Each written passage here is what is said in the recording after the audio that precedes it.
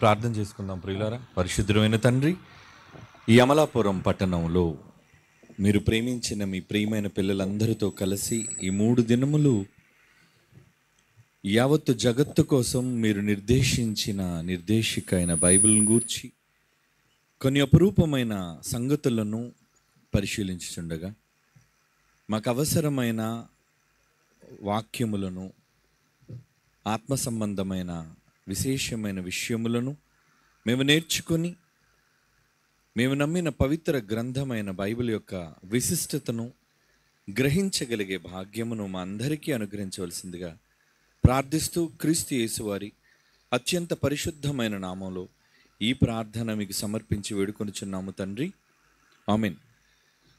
క్రీస్తునందు ప్రియులు కూడి వచ్చిన పరిశుద్ధ జనాంగమైన మీకును, అలాగే వేదిక మీదను వేదిక క్రిందను ఉన్న అనేక దైవజనులు, పరిశుద్ధులు, కాపరులు, ప్రతి ఒక్కరికి కూడా క్రీస్తు నామములో పేరు పేరున శుభాభివందనాలు తెలియజేసుకుంటున్నాను. ప్రియులారా, ఈ 3 దినములు మనం మాట్లాడుకోబోయే అంశం ప్రపంచ భవిష్యత్ నిర్దేశిక బైబిల్. ముంగండ సత్యనారాయణ గారు మంచి విషయాలను తొలి పలుకులుగా వారు తెలియజేశారు. నిజంగా బైబిల్ అనేక జనాంగాలకు ఏ విధంగా ఒక నిర్దేశికగా నిలిచింది, ఎలాంటి అపూర్వమైన సంగతులను మానవ సమాజానికి అవసరమైన వాటిని తెలియజేసింది అన్నది ఒక చక్కని కోణంలో అనేక విషయాలను ఆయన వివరించారు. అవును ప్రియులారా, ఈరోజు బైబిల్ పైన ఈ దేశంలో అనేక మందికి ఉన్న అవగాహన ఇది కేవలం క్రైస్తవులకు సంబంధించిన ఒక మత గ్రంథముగానే ముద్ర వేశారు. కానీ అది తప్పు. బైబిల్ ఒక వర్గానికో, ఒక మతానికో, ఒక ప్రాంతానికో లేదా ఒక భాషకో సంబంధించింది కాదు ప్రియులారా. ఎందుకంటే సాక్షాత్తు బైబిల్ వ్రాయబడింది తండ్రి అయిన దేవుని ఆదేశాల మేరకు. ఆ తండ్రి అయిన దేవుడు భూమి మీద ఉన్న సమస్త మనుషుల కొరకు తమ జీవితాలను వారు ఎలా నడుపుకోవాలి, తమ జీవిత కాలంలో ఎలా నడుచుకోవాలి అనే విషయాలను అనేక మంది ప్రవక్తల ద్వారా, భక్తుల ద్వారా దేవుడు వ్రాయించాడు. మన కుటుంబంలో మనం కన్న పిల్లలను ఎలాగైతే సన్మార్గంలో ఉంచడానికి మనం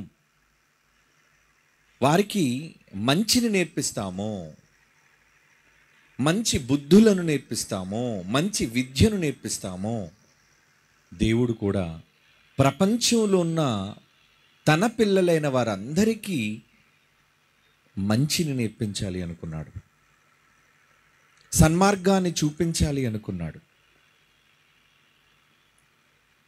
ఆ సన్మార్గమే 66 పుస్తకాలుగా ఈరోజు ప్రపంచంలో ఒక గొప్ప ఖ్యాతిని సాధించినది బైబిల్ అని చెప్పక తప్పదు. ఎందుకంటే ప్రపంచంలో కొన్ని కోట్ల గ్రంథాలు రచింపబడ్డాయి, రచింపబడుతూనే ఉన్నాయి.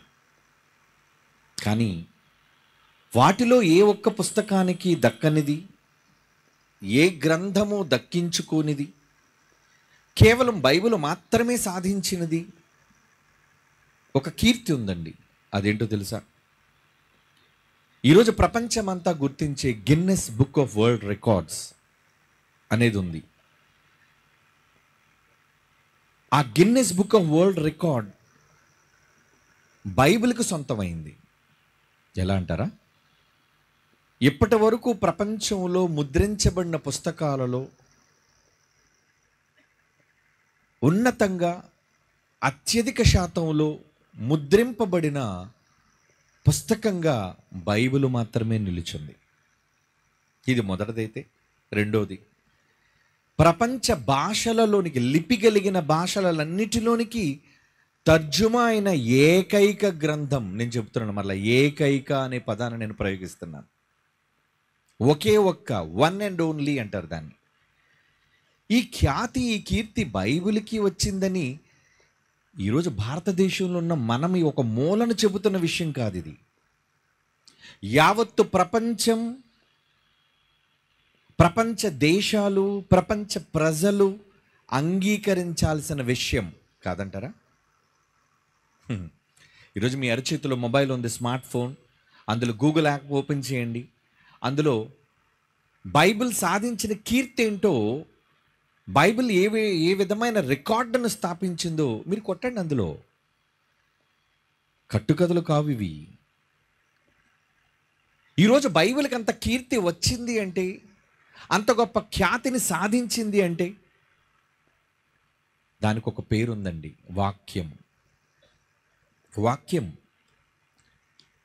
ఆ వాక్యం భూమి మీద శరీరధారిగా ఒక మానవ రూపంలో భూమి మీదకి వచ్చింది. ఆయన ఎవరో కాదండి. బైబిల్లో మనం చాలాసార్లు చదువుకున్న మాట. ఈ రాత్రి కూడా ఆ మాట చదువుకొని మనం ముందుకు వెళదాం ప్రియులారా. ఏంటంటే ఆ మాట యోహాను సువార్త 1వ అధ్యాయం 1వ వచనం నుంచి చూద్దాం ప్రియులారా.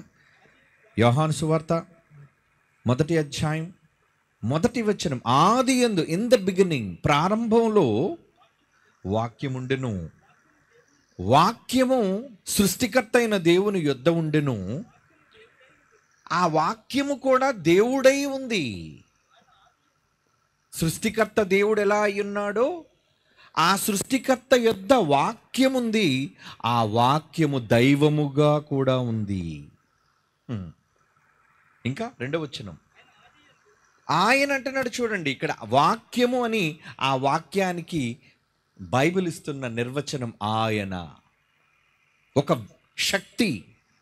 ఆయన ఆదియందు దేవుని యొద్ద ఉండెను, సమస్తమును ఆయన మూలముగా కలిగెను. కలిగి ఉన్నది ఏది ఆయన లేకుండా కలుగలేదు. ఆయనలో జీవముండెను అంటున్నాడు చూడండి. జీవం.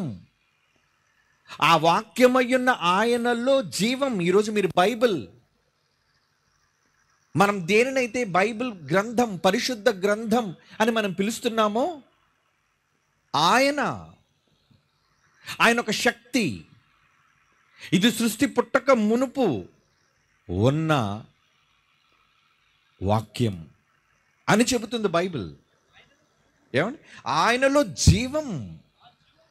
ఆ జీవం మనుషులకు వెలుగు అంటున్నాడు చూడండి. అవునా? వాక్యం మనుషులకు వెలుగా?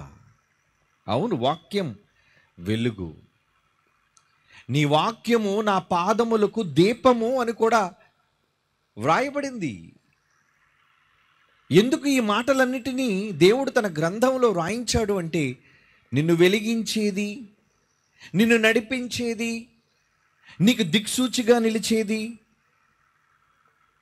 బైబిల్. నీ వాక్యము వెలుగు. నీ వాక్యము నా పాదముల కంటున్నాడు చూడండి. కీర్తన గ్రంథం, ఆ మాట కూడా చూద్దాం. కీర్తన గ్రంథం 119వ కీర్తన 105వ వచనం అండి. 119వ కీర్తనలోని 105వ మాట. నీ వాక్యం నా పాదములకు దీపం, నా త్రోవలకు వెలుగు. అంటే మనిషి నడిచే మార్గాలకు వెలుగటండి. మనిషి అంటే భూమి మీద ఉన్న యావత్తు మనుష్యులకు బైబిల్ వెలుగు. బైబిల్ దిక్సూచి, బైబిల్ నిర్దేశిక. అదే కదండి టైటిల్. మనిషి యొక్క భవిష్యత్తును, ప్రపంచ భవిష్యత్తును నిర్దేశించేది, మంచిని నేర్పించేది, మంచిని చూపించేది బైబిల్. కానీ ఆ బైబిల్లో వ్రాయబడిన విషయాలు అర్థం కాక బూతులని మాట్లాడుతున్నారు పిచ్చి సన్నాసులు. బూతులు కావయ్యా, నీతులు నీకు అర్థం కాక బూతులుగా అభివర్ణించి నా తోటి సోదర జనాంగాన్ని తప్పుత్రోవ పట్టిస్తున్నాం. బైబిల్లో కాని విషయాలను, బైబిల్లో తప్పుడు వ్యాఖ్యానాలను చేసి, బైబిల్లో తప్పులు ఉన్నాయి, బూతులు ఉన్నాయి, ఇది సమాజానికి మంచిది కాదు అని చెప్పి ఈ సమాజాన్ని మోసగిస్తున్నారు మతోన్మాదులు. కారణం, బైబిల్ అంటే వాళ్ళకి నచ్చదు, క్రీస్తు అంటే వాడికి నచ్చదు. ఈరోజు యేసుక్రీస్తు మాట వింటే అది ఒక శత్రువుగా వాళ్ళు భావిస్తున్నారు ఆ మాటని. బూతులా? బైబిల్లో ఉన్నది బూతులా? బైబిల్లో వ్రాయబడిన విషయాలు ఈ సమాజానికి అవసరమైనవి దేవుడు వ్రాయించాడు. ఏది చెయ్యాలి, ఏది చెయ్యకూడదు. నీ పాదములకు దీపమన్నాడు, నువ్వు నడిచే త్రోవలకు వెలుగు. అంటే నువ్వు వెళ్ళే త్రోవలో గుంతలు ఉన్నాయా? నువ్వు వెళ్ళే త్రోవలో ఎత్తులు ఉన్నాయా? నువ్వు వెళ్ళే త్రోవ సరళంగా ఉందా లేదా అని నీకు చూపించే వెలుగు మంచి. ఆ మంచిని చూపిస్తుంటే ఆ మంచిని అర్థం చేసుకోవటం చేతకాని వారు అపార్థంతో బైబిల్ ఫాలోవర్స్, ఇందాక అన్నయ్య గారు చెప్పారే ఏమని, శిష్యులు అంటే క్రైస్ట్ ఫాలోవర్స్, వారి క్రైస్తవులు, క్రిస్టియన్స్. యేసుక్రీస్తు వారు భూమి మీదకి వచ్చి ఏమన్నారు ఆయన?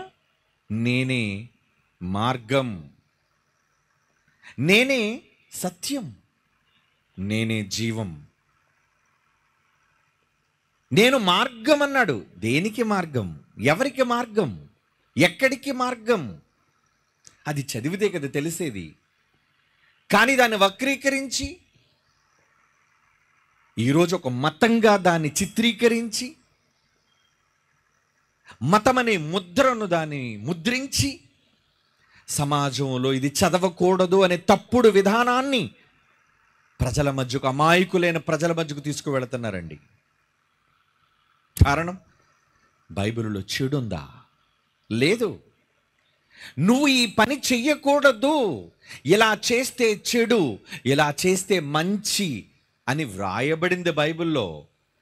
చెడును గూర్చి చెప్పినంత మాత్రాన బైబిల్ చెడవుతుందా? ఏమండి? చెడును గూర్చి చెప్పినంత మాత్రాన బైబిల్ చెడవుతుందా? మాటి మాటికి తీసుకొచ్చి ఆ లోతును గురించి చెబుతుంటారండి. లోతు తన కుమార్తెలతో ఉన్నాడని బైబిల్ దాన్ని సమర్థించలేదే. వారిద్దరు కుమార్తెలు చేసింది తప్పు, అందుకు వారికి ఎలాంటి శిక్ష పడిందో, వారి గర్భాన పుట్టిన వాళ్ళు జనాంగాలు ఎంత దారుణంగా తయారయ్యాయో మరి అవన్నీ ఎందుకు చెప్పవు నువ్వు? ఏమండి? ఇలా బైబిల్లో మనిషి చేసే ప్రతి నేరాన్ని ఎత్తి చూపాడు. అది భక్తుడైనా సరే. దావీదు భక్తుడే, దేవునికి ఇష్టమైన భక్తుడే. కానీ తప్పు చేసినందుకు సమర్థించలేదే దేవుడు దావీదుని, పక్షపాతం చూపించలేదే. ఏమన్నాడు? నీ ఇంటికి సదాకాలం యుద్ధం, నువ్వు చేసిన దుష్కార్యానికి నీకు పుట్టిన తొలిచూలు కుమారుడు మరణం. మరి ఇవెందుకు చెప్పు? అంటే ప్రజలకు తెలియదు, అమాయకులు గనుక త్రోవ తప్పించడానికి, వారు బైబిల్ని దరిచేరనివ్వకుండా ఉండడానికి, ఎక్కడ వాడు బైబిల్ దగ్గరకు వచ్చి నిజాన్ని తెలుసుకుని బైబిల్ చదివి తమ గ్రంథాలను విడిచి మహాజ్ఞాన గ్రంథమైన బైబిల్ అనుసరిస్తారేమోనన్న భయం కాదంటారా? ఈరోజు అందరు ఎందుకు క్రైస్తవుల మీద ఎందుకు పడుతున్నారు? ఏమండి? ఈ దేశంలో మైనారిటీలు క్రిస్టియన్స్, అవును మైనారిటీలే తక్కువ సంఖ్యలో ఉన్నారు. మరి ఇంకో మైనారిటీ వర్గం కూడా ఉంది. ఎవరు వాళ్ళు? ఇస్లాం. ఏమండి? వాళ్ళు మైనారిటీ. మరి వాళ్ళ గ్రంథం జోలికి ఎందుకు వెళ్ళరు? నువ్వు వెళితే ఉదయానికి ఉండవు గనుక, నీ మెడ మీద తలకాయ ఉంచరు గనుక.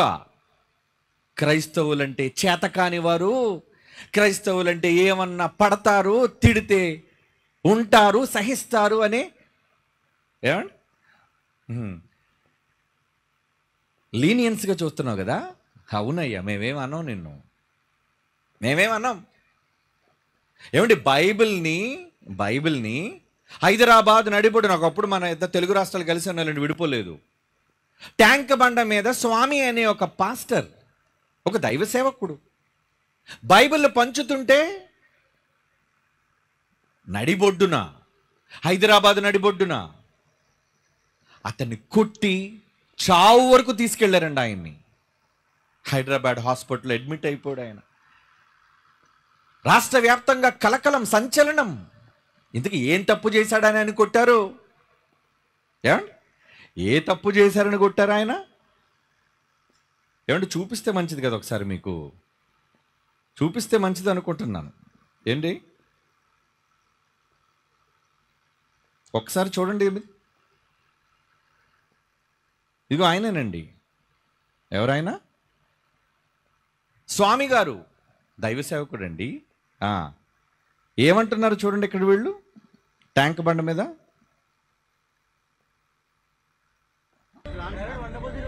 ఇక్కడ కాదు, దేశం మొత్తం ఎక్కడ చేయొద్దు, దేశం మొత్తం ఎక్కడ చేయొద్దు.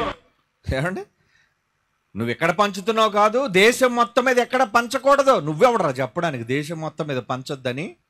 నీ తాత ఏమైనా రాజ్యాంగం రాశాడా? నా మహానుభావుడు డాక్టర్ బిఆర్ అంబేద్కర్ గారు రాశారు రాజ్యాంగాన్ని. ఏమని? నీలాంటి పక్షపాత బుద్ధి లేదా ఆయనకి, నీలాంటి పక్షపాత ధోరణి లేదా ఆయనకి. ఈ దేశంలో భిన్న మతాల వాళ్ళు ఉన్నా అందరూ సమాన హక్కుతో బ్రతకాలని రాజ్యాంగాన్ని రాశారు. గనుకనే ఈ రోజుకి ఇంకా దళితులైన వారు ఊపిరి పీల్చుకోగలుగుతున్నారు. లేదా అగ్ర కులాల వారు ఎప్పుడో అణిచి వాళ్ళ బూట్ల కింద నలిపేసేవాళ్ళు కదా మనల్ని. సమాన హక్కులు ఇచ్చాడండి. Right to religion. ఈ రోజున్న మనకు దేశంలో ఉన్న ప్రాథమిక హక్కులు, ఫండమెంటల్ రైట్స్ అన్నారు దాన్ని. ఆ హక్కుల్లో మత స్వాతంత్రపు హక్కు. చెప్ప, నువ్వు నమ్మిన ధర్మాన్ని, నువ్వు నమ్మిన మతాన్ని భూమి మీద, భారతదేశం ఒక దేశమైతే ఆ దేశములో హిమాలయాలు మొదలుకొని కన్యాకుమారి వరకు, అవునండి, అరేబియా సముద్రం మొదలుకొని బంగాళాఖాతం వరకు హద్దులైతే 4 ప్రక్కల, ఈ 4 ప్రక్కలున్న భూమి మీద, భారత భూభాగం మీద ఎక్కడైనా చెప్పుకో. అదే ఆర్టికల్ 25, 26, 27 చదవమనండి. బైబిల్ పంచితే తప్ప? కొడతారా? ఎందుకు పంచకూడదు? ఎందుకు చెప్పకూడదు? ఎన్నో అబద్ధాలని సమాజం వింటుంది, ఎన్నో మోసాలని సమాజం వింటుంది. తెల్లవారు లేస్తే పత్రికల ద్వారా, మీడియా ద్వారా అన్ని వినిపించేవేంటి? తప్పులు తప్పులు తప్పులు, గొడవలు, అల్లర్లు. ఇవేనా? ఇవైతే రోజు వినిపించొచ్చే. మంచి ఈరోజు సినీ మీడియా, సమాజాన్ని పాడు చేసే కలుషితమైన మీడియా, కోట్ల రూపాయలు తీసుకొని నటించి భయంకరమైన వ్యవస్థను ఈ సమాజం మీదకు రుద్దుతున్నారే. అశ్లీలమైన పాటలు, అశ్లీలమైన మాటలు, బూతులతో ఈరోజు సినిమాలు తీస్తున్నారే. అవైతే రోజు చూడొచ్చు, రోజు ప్రసారం చేయొచ్చు, దానికోసం పోస్టర్లు ఎతికించవచ్చు, దానికోసం పబ్లిసిటీ చేయొచ్చు. బైబిల్ కోసం చేయకూడదా? భారతదేశంలో ఈరోజున్న సినీ వ్యవస్థలో బూతు లేదని చెప్పమనండి. ప్రతి సినిమాలో ఒక వ్యాంప్ సాంగ్, ఒంటి మీద అరకొర బట్టలతో గెంతుతే దానికోసం కుర్రకారు బట్టలు చింపుకొని వెళ్ళి చూడాలి, జోబులో డబ్బులు ఖర్చు పెట్టి రావాలి. ఇది ఓకే, నీకు ఇది చెయ్యొచ్చు, అది బూతు కాదు. బైబిల్ పంచితే బూతా? అడిగేవాడు లేక కదా రెచ్చిపోతున్నావు. నా దేవుడు సహించమన్నాడు కనుక సహించి ఊరుకుంటున్నాం. ప్రశ్నించొద్దని అనలేదు, ప్రశ్నించో తప్పైతే. ఈ సమాజం బాగులేకపోతే సమాజాన్ని గద్దించని కూడా చెప్పింది బైబిల్. మరి మీరెందుకంటే మాట్లాడుతున్నాను అనొచ్చు. ఎస్, ఈ సమాజం నా తండ్రి సమాజం, నా దేవుని సమాజం. మీరంతా నా కుటుంబం, నా తండ్రి పిల్లలు. ఆయన కుటుంబం చెడిపోతుంటే, ఆయన కుటుంబం తప్పు త్రోవడు వెళ్ళిపోతుంటే అడగొద్దా? ఒక భారత పౌరుడిగా నాకు ఆ స్వేచ్ఛ లేదా? దానికి మతం అంటావా? తప్పు. అడిగే హక్కు ఉంది. సమాజాన్ని సరిచేసే హక్కు వచ్చింది, రైట్. ఒక పక్క భారత రాజ్యాంగం నాకు రైట్ ఇస్తే, మరో పక్క నేను నమ్మిన విశ్వాసం, ధర్మం, ది బైబిల్ ఇచ్చింది రైట్. నువ్వెవడు కాదనడానికి, చెప్పొద్దనడానికి. మనందరికీ హక్కు ఉంది, మంచిని చెప్పే హక్కు. తెల్లవారు లేస్తే బూతులను, చెడును వ్యాపింపచేసే ఈరోజు ప్రసార మాధ్యమాలు ఉన్న ఈ సమయంలో ఎందుకు బైబిల్ పంచకూడదు చెప్పండి? అంటే బైబిల్ పంచితే కొట్టేస్తారా? బైబిల్ పంచితే చంపేస్తారా? ఏమండి? అవును, మరి సమాజం అలాగే తయారైంది. ఏమండి? ఇప్పుడు ఒక విషయాన్ని మీకు చూపిస్తాను చూడండి. ఇక్కడ చూడండి, ఎవరో కనబడుతున్నారు. ఆయన ఒక స్వామీజీ అండి, కాషాయ రంగు బట్టలు వేసుకున్నారు. ఎందుకు ఏం చేస్తున్నారు ఈయన? చూద్దాం. Hi, how are you? What's your good name? Very nice. కారులో ఎన్నో ఇద్దరు కూడా క్రైస్తవులండి, మర్చిపోకండి. వ్యాలీ అని అంటే వాళ్ళు క్రిస్టియన్స్, మర్చిపోకండి. వాళ్ళకి ఏదో పుస్తకాన్ని ఇస్తున్నాడు. ఏంటి ఆ పుస్తకం? Read English? What do you do basically? Very nice. You can do some support please. వాళ్ళు హాస్పిటల్లో పని చేస్తున్నారట. You look very nice people. You can do online? You can do here. You can scan it. So I met today two nice people. They got Bhagavad Gita. నాకు ఇద్దరు మంచి వ్యక్తులు పరిచయం అయ్యారు ఈరోజు. వాళ్ళకి నేను భగవద్గీతని ఇచ్చాను అంటున్నాడు. చూడండి, మంచిది, వెరీ గుడ్.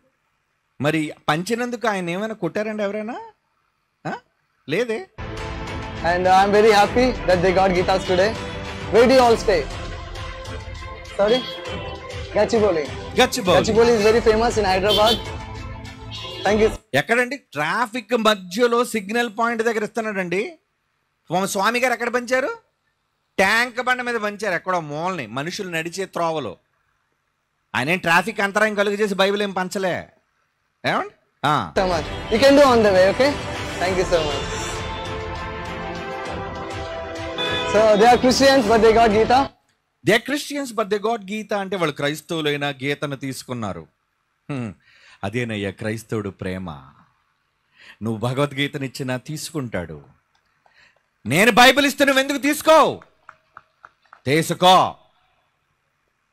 అది భూత పుస్తకం కాదు, సమాజానికి మంచి నేర్పించే పుస్తకం నీదని నువ్వు ఇచ్చినప్పుడు, నేను నమ్మిన గ్రంథం ఈ సమాజానికి మంచి నేర్పించేదని నేను నమ్మి ఇస్తాను, పంచుతాను. నువ్వు ఇంకా అమ్ముతున్నావు, అమ్మో అది నీ ఇష్టం. నేనైతే పంచుతాను. నువ్వెవరు వద్దని చెప్పడానికి? పంచండి సార్ ధైర్యంగా బైబిల్ని. బైబిల్ పంచండారా ధైర్యంగా. వద్దని అడ్డుకునే హక్కు, మరలా చెప్తున్నాను, రాజ్యాంగ పరంగా అది సీఎం అయినా పిఎం అయినా, క్రిందనున్న ఒక స్టేషన్లో హౌస్ ఆఫీసర్ అయినా, ఒక ఎస్ఐ అయినా అడ్డుకునే హక్కు లేదు. This is the constitutional right to every Indian. ప్రతి భారతీయుడికి కల్పించిన డాక్టర్ బిఆర్ అంబేద్కర్ గారి రాజ్యాంగ హక్కు. పంచాలి బైబిల్ని.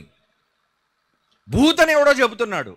ఈయన మంచి వ్యక్తేనండి, ప్రేమతో పంచుతున్నారు. కానీ ఇలాంటి వస్త్రధారణతో ఎందరో సన్నాసులు తిరుగుతున్నారు సమాజంలో. పేరెత్తడానికి కూడా అర్హత లేదు ఆ నీచులకి. పని పాటు లేదు, ఎంతసేపు బైబిల్ మీద పడి ఏడవడం తప్ప. ఏడవడం తప్ప. ఎందుకు ఏడుపు? ఎందుకు ఏడుపు? ఏమంటే మన ఎదురింటి వాళ్ళు కారు కొనుక్కున్నారు, మనం ఏడుస్తామా? ఎందుకు ఏడడం? సంతోషించు. నువ్వు ఏడుస్తున్నావు అసూయపరుడు అని అర్థం. మరి ఎదురింటి వాళ్ళు స్కూటర్ కొనుక్కున్నారు, సంతోషించు. బట్టలు కొనుక్కున్నారు, సంతోషించు, ఏడవకో. ఈరోజు ఎంతో మంది బైబిల్ని నమ్మి క్రీస్తు మార్గంలో నడుస్తుంటే సంతోషించవయ్యా తోటి భారతీయుడిగా. ఏడవకు క్రైస్తవ్యం మీద. ఆడోడైతే ఏడుస్తాడు. ఏమండి? ఏమి చేయలేండి ఏం చేస్తాడు? ఏమండి? ఏమి చేయలేండి ఏం చేస్తాడు? ఏడుస్తాడు. అలా ఏడ్చే సన్నాసులు ఉన్నారు ఈరోజు. హైందవ సోదరులందరూ అలాంటోళ్ళు కారండి, మంచోళ్ళు. వారిని కూడా రెచ్చగొట్టే ఒక దౌర్భాగ్యమైన కొందరున్నారు మతోన్మాదులు.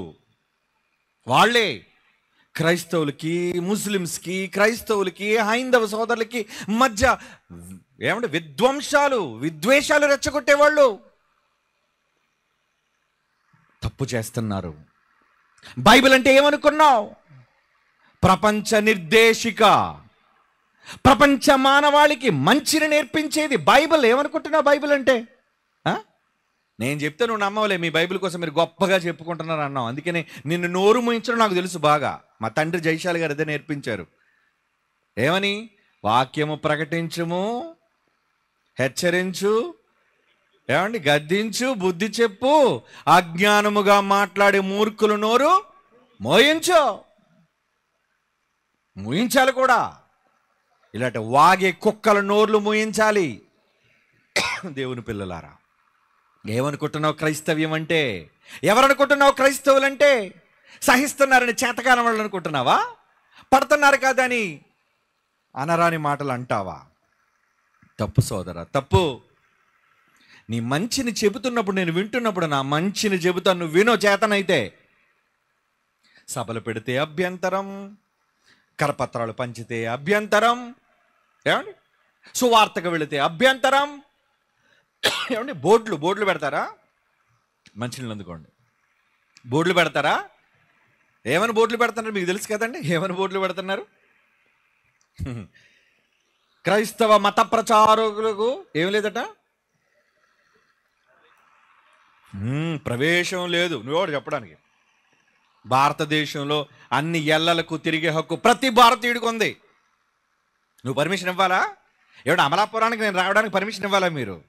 I'm N Indian. ఇండియా హద్దు దాటి పాకిస్తాన్కి వెళ్తే తప్పు. మొన్న కువైట్ వెళ్ళాను, వాళ్ళు వీసా ఇచ్చారు. రేపు దుబాయ్ వెళ్తాను వచ్చే వారం, వాళ్ళు వీసా ఇస్తేనే నేను వెళ్ళాలి. వెళ్ళకుండా వెళ్ళాను అనుకోండి, వీసా లేకుండా ఏం చేస్తారు? లోపలేస్తారు తీసుకెళ్ళి. ఇది నా స్వతంత్ర భారతదేశం, ఇది నా సర్వజనులు జీవించే నేల. నిజంగా ఆ దేశాలకు వెళ్ళి చూసేటప్పుడు అండి, నిజంగా నా దేశంలో ఎంత స్వేచ్ఛ, నా దేశంలో ఎంత స్వతంత్రం. మనకు నచ్చిన పని చేయొచ్చు, నచ్చిన వృత్తి చేసుకోవచ్చు, నచ్చిన ధర్మాన్ని ప్రకటించవచ్చు.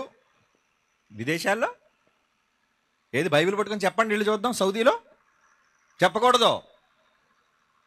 అలాంటి భయంకరమైన పరిస్థితులు ఈ దేశంలోనికి తీసుకుని రావాలి అని అనుకుంటున్నారు మతోన్మాదులు. భవిష్యత్తు చెప్పమంటారా? అది జరగదు. రాసి పెట్టుకోండి, జరగదు, అది జరగదు. ఎందుకంటే ఎంతో మంది పాపం యేసు ప్రభువుని ఆపేద్దాం అనుకున్నారు. ముందున్నోళ్ళు అపోస్తులను ఆపేద్దాం అనుకున్నారు, బైబిల్ని ఆపేద్దాం అనుకున్నారు. కానీ ఏమైందో తెలుసా? నానాటికి క్రైస్తవ్యం విస్తరిస్తూనే వచ్చిందండి ప్రపంచంలో. ఎందుకో? మంచి ఉంది గనుక. చెడు ఉంటే విస్తరించదండి. చెడు ఉంటే ఏదో రోజు ముగింపు అయిపోతుందండి అది. కానీ నా బైబిల్లో మంచి చిన్నప్పుడు బైబిల్లో మన సండే స్కూల్లో పిల్లలకి, మనం కూడా పిల్లలుగా నోడు పాఠాలు నేర్చుకున్నాం. ఏంటో తెలుసా? లోకాసువార్త 10వ అధ్యాయం. ముందు ఆ మాట చదువుదామండి. లోకాసువార్త 10వ అధ్యాయం తీయండి, మీ బైబిల్ తీసి చూడండి. ముగించుకుందాం, టైం అయిపోయింది కదా. నేను పంక్చువల్గా ఉంటాను అన్ని విషయాల్లో, 10 కల్లా ముగిస్తాను. లోకాసువార్త 10వ అధ్యాయం 30వ వచనం. ఏమండి, ఇక్కడ ఒక మంచి సమరయుని గూర్చిన సందర్భాన్ని యేసుప్రభు వారు చెబుతున్నారు. ఏమండి, అందుకు యేసిట్లను ఒక మనుషుడు యెరూషలేము నుండి యెరికో పట్టణమునకు వెళ్ళి దొంగల చేతిలో చిక్కుకొని వారు అతని బట్టలు దోచుకొని అతనిని కొట్టి కొన ప్రాణంతో విడిచిపోయేటప్పుడు యాజకుడు ఆ త్రోవన వెళ్ళిపోయాడు. పాపం పట్టించుకోలేదు, నాకెందుకని. తర్వాత అతనిని చూచి ప్రక్కగా పోయాను. అలాగును లేవీయుడు కూడా చోటును చూచి పక్కగా పోయాను. అయితే ఒక సమరయుడు ప్రయాణమైపోవచ్చు అతడు పడి ఉన్న చోటికి వచ్చి అతనిని చూచి అతని మీద జాలిపడి దగ్గరకు పోయి నూనె ద్రాక్షారసము పోసి అతని గాయములు కట్టి తన వాహనము మీద ఎక్కించి ఒక పూట కోళ్లవాని ఇంటకు తీసుకొని పోయి అతని పరామర్శించను. మరునాడు అతడు 2 దేనారం తీసుకొని ఈ పూట కోళ్లవానికి ఇచ్చి ఇతన్ని పరామర్శించుము, నీకు ఇంకేమైనా ఖర్చు చేసిన ఎడల నేను మరలా వచ్చినప్పుడు అది నీకు చీత్యదనని అతనితో చెప్పిపోయెను. కాగా దొంగల చేతిలో చిక్కిన వారిలో ఈ ముగ్గురులో ఎవడు పొరుగువాడని నీతో తోచుచున్నదని యేసు అడుగగా అతని మీద జాలిపడిన వాడే అని చెప్పారండి అతని ముందున్న జనాంగం. అందుకు యేసు ఏమంటున్నాడు?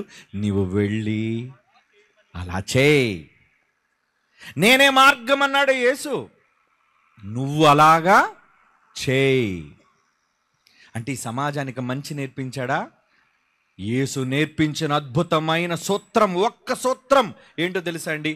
నిన్ను వలె నీ పొరుగు వారిని ప్రేమించు. లవ్ దై నేబర్. నీ పొరుగు వారిని ప్రేమించు. ఎంత గొప్ప మాట అండి! ఎలా?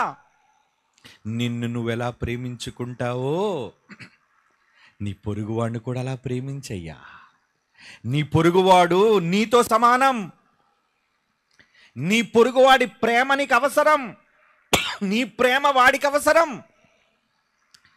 అందుకే శత్రువును కూడా ప్రేమించమని చెప్పాడండి. ఏ ధర్మంలో ఉంది చెప్పండి? శత్రువును ప్రేమించమని. తప్పు చేస్తే శత్రువు పేక తెగ నరకమని చెప్పిన ధర్మాలు ఉన్నాయి ఈరోజు. ఏమున్నాయి? ఎలాంటి ధర్మాలు ఉన్నాయి? దెబ్బకు దెబ్బ, అవునా? తప్పు చేస్తే తల తీసేయి, నరికేయి, చంపేయి అన్న ధర్మాలు కదా. కానీ తప్పు చేస్తే క్షమించు, మార్చు, బ్రతికించు ఎక్కడుంది? One and only Bible. బైబిల్లో తప్ప ఇలాంటి మాటలు ప్రపంచంలో ఏ పుస్తకంలో కనబడవు. That is the greatness of Bible. మంచి సమరేడి కథ చూశారు కదా? ఇప్పుడు చూపిస్తాను చూడండి. Come on, show. Ministry of road transport and highways కనబడుతుంది. అందుకే అంత పెద్ద స్క్రీన్ వేయించామండి. బైబిల్ చెప్పేవాడు కట్టు కథలు చెప్పేవాడు కాడు. బైబిల్ నేర్చుకున్నాడు కట్టు కథలు చెప్పుకొని బ్రతికేవాడు కాడు. ఇంతకీ ఏముంది ఇందులో? ఏమండి? గుడ్ సమారిటన్ లా కనబడుతుందా మీకు? గుడ్ సమారిటన్ లా చట్టమా? ఏంటి మన దేశంలో? ఈ బొమ్మ ఎవరిది? ఈ బొమ్మ ఎవరు చెప్పండి? 4 సింహాల మన బొమ్మ, మన జాతి బొమ్మ, మనం గర్వించే 4 సింహాలు. ద గవర్నమెంట్ ఆఫ్ ఇండియా రాజముద్ర. ఏముంది? ఏం చేసింది ministry of road and transport? ఏం చేసిందండి? ఏం చేసిందో తెలుసా అండి? Who is good Samaritan? ఎవరో తెలుసా? ఇగోండి చూడండి, చదువుతున్నాను. The good Samaritan law allows a person who without expectation of payment or reward and without any duty of care or special relationship voluntarily come forward to administer immediate assistance or emergency care to a person injured in an accident or crash or emergency medical condition. అంటే దీని అర్థం ఏంటో తెలుసండి? Road మీద ఎవరు ఏ ప్రమాదానికి గురైనా, ఎవరైతే మొట్టమొదటిగా ఆ వ్యక్తి దగ్గరికి వెళ్ళి స్పందిస్తారో, ఆ వ్యక్తిని హాస్పిటల్కి తీసుకుని వెళ్ళడానికి, సహాయం చేయడానికి గుడ్ సమారిటన్ లా బట్టి అతనికి పురస్కార పత్రం ఇవ్వబడుతుంది ప్రభుత్వానికి తెలియజేస్తే. ఎక్కడుంది ఈ చట్టం? నువ్వు ద్వేషిస్తున్నావే బైబిల్ని. ఆ బైబిల్లో ఉన్న సమారిటన్ అనే పదం బైబిల్లోదయ్యా. మంచి సమరుడు అనే బైబిల్లోని పదాన్ని చట్టం చేసుకుంది దేశం. కాదని నువ్వు చెప్పు చూద్దాం, చేతనైతే. కాదంటారా ఎనీబడి? మీరేంటి? ఈ దేశంలో ఉన్నాడు ఎవడు మాట్లాడడానికి లేదో. చట్టం, లా ఎక్కడ చూసి నేర్చుకుంది చట్టం? బైబిల్, ద గ్రేట్ బైబిల్, ప్రపంచం భవిష్యత్తు నిర్దేశక బైబిల్, మార్గం చూపించేది బైబిల్. అందుకే అన్నాడు యేసు, నేనే మార్గం. మతం అని నువ్వు అంటున్నావు, భూతను నువ్వు అంటున్నావు. నా భూత బైబిల్లో రాయబడిన ఎవరెవరు చేసిన తప్పులన్నిటినీ దేవుడు ఎత్తి చూపించాడు. ఇది తప్పులు అని ఖండించాడు. అది రాయబడినందుకే భూత అయితే వినండిరా సన్నాసుల్లారా, బైబిల్ విరోధుల్లారా. ఇండియన్ పీనల్ కోడ్ ఇప్పుడు మార్చారులేండి, బీఆర్ఎస్ అని పేరు. ఈరోజు భారతదేశంలో చట్టం ఉంది, అందులో సెక్షన్లు ఉన్నాయి. ఒకప్పుడు ఇండియన్ పీనల్ కోడ్లో సెక్షన్ 102, 103, 104, 302, 303 ఇలా చట్టాలు ఉన్నాయి, సెక్షన్లు, నంబర్లు. ఈరోజు బీఆర్ఎస్గా చెప్తున్నారు దాన్ని. అందులో ఏముంటుంది తెలుసా? ఒక వ్యక్తిని రేప్ చేయడం అంటే ఏం చేస్తే రేప్ అనేది అందులో ఉంటుంది తెలుసా మీకు? ఏమి తెలియకుండా మాట్లాడితే ఎలా? అందుకే చదివాను ఇండియన్ లా. చట్టం ఎందుకు చేశాను ఏమండి? కోర్టులోకి వెళ్ళి వాదించడానికి కాదు, ప్రజా కోర్టులు బహిరంగ వేదికల మీద బైబిల్ తరపున వాదించడానికి చదివాను. ఎందుకంటే ఆ చట్టం కన్నా బైబిల్ చట్టాన్ని చదివాను కనుక. ఏముంది చట్టంలో? ఏముంది? రేప్ అంటే ఏంటంటే ఎక్కడ ముట్టుకుంటే రేప్ అవుతుంది, ఏ అంగంతో ఏం చేస్తే రేప్ అవుతుంది, ఇవన్నీ అడగండి. కావలిస్తే మీకు తెలిసిన అడ్వకేట్ గారు ఎవరైనా ఉంటే వెనకాల కట్ల పుస్తకాలు ఉంటారు కదా, ఆయన వెళ్ళి అడగండి, చెప్తాడు. అందులో ఎన్ని బూతులు అంటే మొత్తం పుస్తకం అంటే బూతులు కనబడతాయి మీకు. మరి అందులో బూతులు రాయబడ్డాయి కాబట్టి పారేస్తారు దాన్ని? ఇసిరేస్తారా చెప్పండి? బైబిల్ని ఒకళ్ళు ఇసిరేయాలి అనుకుంటే ముందు ఇండియన్ పీనల్ కోడ్ని ఇసిరేయండి.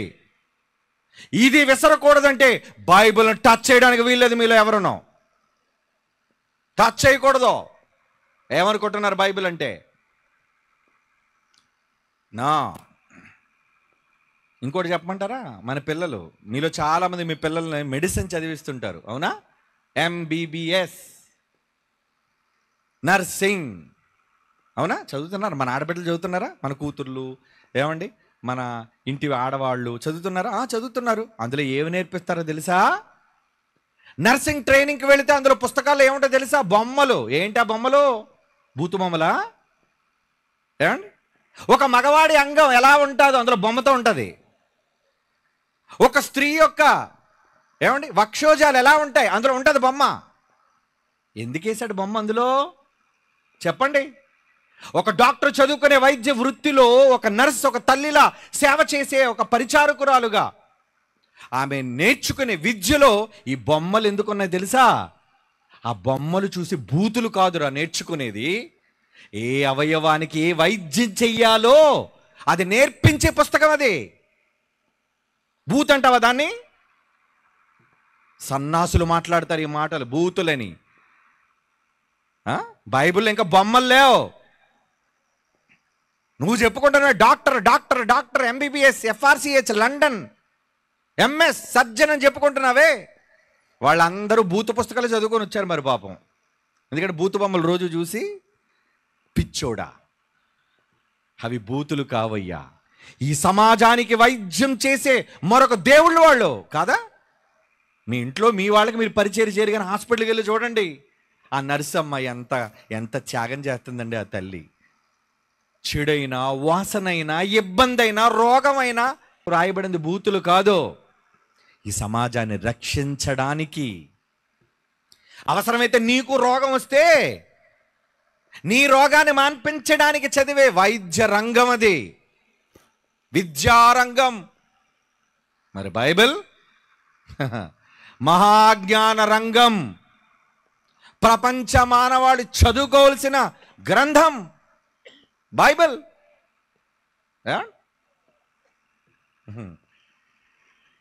బైబిల్ కోసం నేను చెప్తే కాదులేండి, ఏమండి, చివరిగా టైం అవుతుంది కదా. ఎందుకు ప్రపంచంలోని మహనీయులందరూ బైబిల్ని నమ్మారో మీరు వెళ్ళే ముందు ఈ పాట చూడండి. టైం లేదు కదా, రేపు ఎక్కువ సందర్భాలను మాట్లాడుకుందాం, ఎక్కువ సందర్భాలు బైబిల్ నుంచి చూపిస్తాను, ఎక్కువ విశేషమైన నిజాలు మీకు తెరల మీద చూపిస్తాను. ఓకే, గెట్ రెడీ, కమాన్, లైట్స్ ఆఫ్.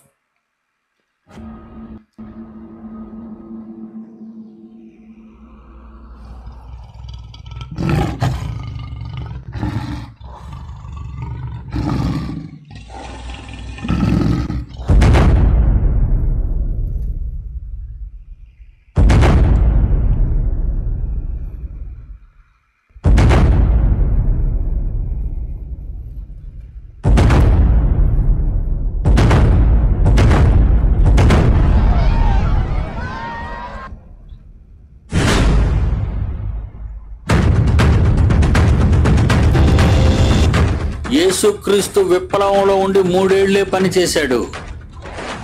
యేసును ఏ దేశమైనా గుర్తుంచుకోకుండా ఉందా? ఏ దేశంలోనైనా యేసును తెలియని వాడున్నాడా?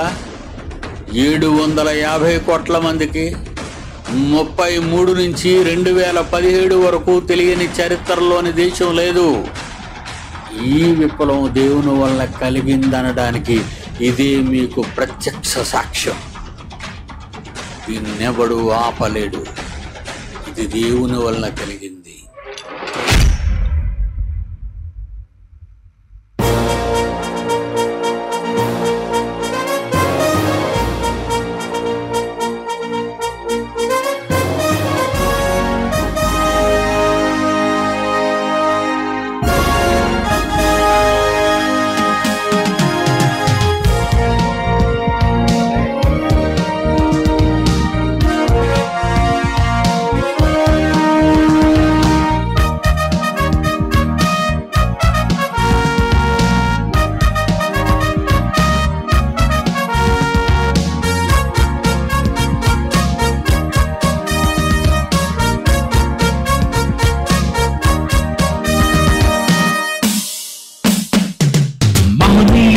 మార్గదర్శి క్రీస్తే, మానవులందరి మధ్యవర్తి క్రీస్తే, లోకమంత ఆయన వెంటే వెళ్ళుచున్నది, లోకమంత శక పురుషుడని ఒప్పుకున్నది. ఈ దేశంలో క్రైస్తవులను మీరు తగిలేస్తారా? అయితే కాలానికి తేదీ క్రీస్తని మానేస్తారా? పంజాబ్, సింధు, గుజరాత్, మరాఠా, ద్రావిడ, ఉత్కల, వంగ, వింధ్య, హిమాచల, యమునా, గంగ, అందరిది ఈ గంగ, అందరిది ఈ నేలే. ఈ దేశం ఒకరిది కాదు, దేవుడు చేసిన నేలే. ప్రతి మనిషికి దేవుడు ఒకడు. మహనీయులకు మార్గదర్శి క్రీస్తే, మానవులందరి మధ్యవర్తి క్రీస్తే.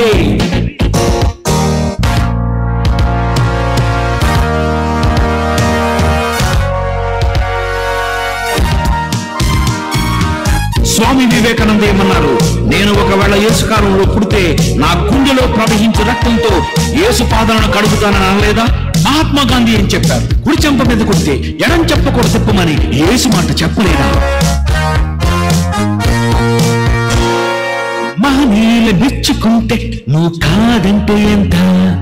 మహాత్ములే మెచ్చుకుంటే నువ్వు కాదంటే ఎంత? మహనీయులు మెచ్చుకుంటే నువ్వు కాదంటే ఎంత? మహాత్ములే మెచ్చుకుంటే నువ్వు కాదంటే ఎంత?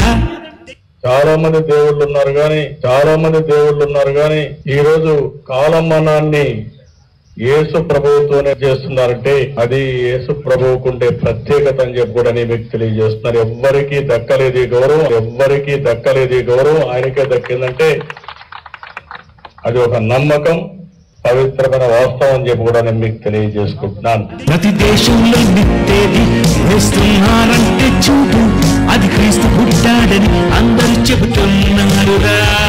ప్రతి దేశంలో నిక్కాలం లెక్కించాలంటే చూడు, క్రీస్తు పూర్వము క్రీస్తు శకం అంటున్నారురా. లోకమంతా గుర్తించినది ఒకే ఒక్కడు, అతనిలాగా బ్రతకలేదు భూమిలో ఏ ఒక్కడు. అతనికున్న అభిమానులు మహనీయులకెవరికి లేరు. మహనీయులకు మార్గదర్శి క్రీస్తే, మానవులందరి మధ్యవర్తి క్రీస్తే.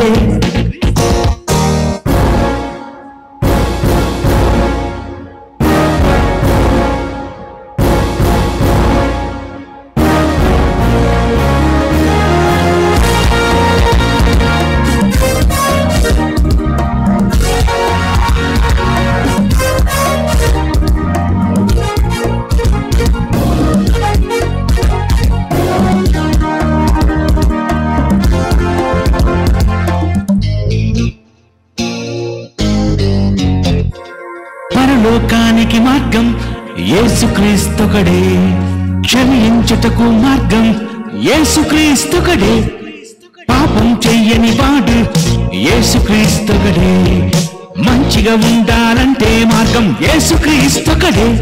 ప్రతి దేశంలో మంచివారు ఇప్పుడున్నారంటే చూడు, ఆ క్రీస్తు బోధవిని అందరూ ఆడుతున్నారుగా.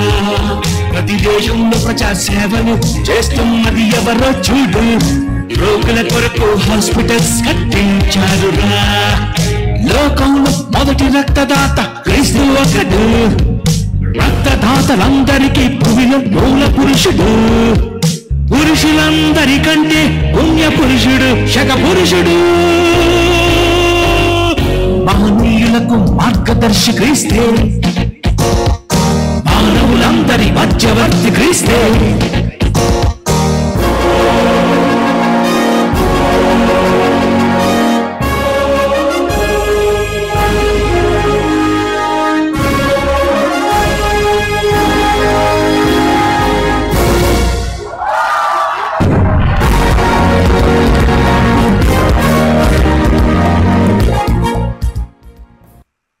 ఎలా ఉంది దెబ్బ? మతోన్మాదులు అనాలి, అబ్బా అనాలా? అనాలి మరి. ఏమండి, క్రైస్తవులకు అదిరింది, మతోన్మాదులకు బెదిరింది. దేవుని పిల్లలారా, నిజంగా చంద్రబాబు నాయుడు గారు ఎందుకు సీఎం అయ్యారో కొంచెం ఈ మాట వల్ల నాకు అర్థమైందండి. అంటే ఈ మాట అంటే ఒక సీఎం పోస్టులు ఉన్నాయనంటేనే బాగుంటుంది. ఏమండి, చాలామంది దేవుళ్ళు ఉన్నారు కానీ కాలాన్ని లెక్క కట్టడానికి ఎవరిని తీసుకున్నారట? ఆయనే అన్నాడు కాబట్టి సరిపోయింది. మనం అన్నాం అనుకోండి, మన లోపల వేస్తారు తీసుకెళ్ళి. ఏమండి, మంచిది, వెరీ గుడ్ అనండి. మీలాంటి వాళ్ళు అనాలి, అంటూనే ఉండాలి. భవిష్యత్తు చెప్పమంటారా? అంటూనే ఉంటారు, చూస్తూ ఉండండి. ఓకే, టైం అయిపోయింది, 10 o'clock. క్లోజ్ చేసుకుందాం, కళ్ళు మూసుకొని ప్రార్థన చేసుకుందాం, రేపు కలుసుకుందాం. పరిశుద్ధమైన తండ్రి దేవా, మీ అమూల్యమైన జ్ఞాన గ్రంథములోని విశేషమైన కొన్ని విషయాలను ఈ మొదటి రోజు మేము మాట్లాడుకున్నాం. మీ పిల్లలైన వాళ్ళందరూ మనసులో ఎంతో ఆహ్లాదంగా మీ గ్రంథాన్ని గురించి విని సంతోషిస్తున్నారని నాకు తెలుసు.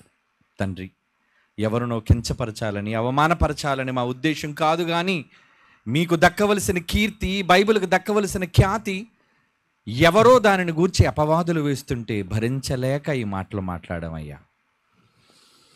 మీరు పంపించిన వాక్యమయ్యున్న క్రీస్తు ఈ భూమి మీద ఎంత గొప్పవారో మిగిలిన 2 రోజులు మేము వినగలిగే భాగ్యాన్ని మా అందరికీ ప్రసాదించండి. పిల్లలు వెళుతున్నారు, క్షేమముగా అందరినీ వారి వారి గృహాలకు చేర్చండి.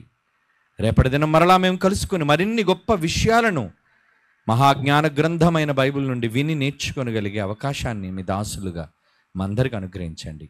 క్రీస్తు యేసు వారి పరిశుద్ధమైన నామములో ఈ ప్రార్థన సమర్పించి వేడుకొనుచున్నాము తండ్రి, ఆమేన్. మన తండ్రి అయిన దేవుని ప్రేమ, కుమారులైన యేసు క్రీస్తు వారి కృప, పరిశుద్ధాత్మ దేవుని అన్యోన్య సహవాసం సదాకాలం మనందరికీ తోడేండి నడిపించును గాక. ఆమేన్.